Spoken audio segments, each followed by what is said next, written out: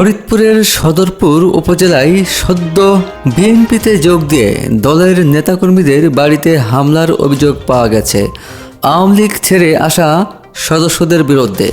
গতকাল সোমবার 5 জানুয়ারি রাতে সদরপুর উপজেলার কৃষ্ণপুর ইউনিয়নের রামচন্দ্রপুর গ্রামে এ ঘটনা ঘটে। স্থানীয় বাসিন্দা ও পুলিশ সূত্র জানায়, ওই ইউনিয়নের 6 নম্বর ওয়ার্ড এলাকায় সেন্টু কাজী, জামাল কাজী ও সুমন কাজীর নেতৃত্বে একদল লোক বিএনপি সমর্থক শাহজাহান শিকদারের বাড়িসহ মোট 10 থেকে 12টি বাড়িতে হামলা ও লুটপাট করে। ভুক্তভোগীদের দাবি, হামলার সময় বাড়িতে থাকা স্বর্ণ অলংকার ও নগদ অর্থ লুট করে নিয়ে যায় হামলাকারীরা। এতে কয়েকটি বাড়ির ব্যাপক ক্ষয়ক্ষতি হয়েছে বলে তারা জানান।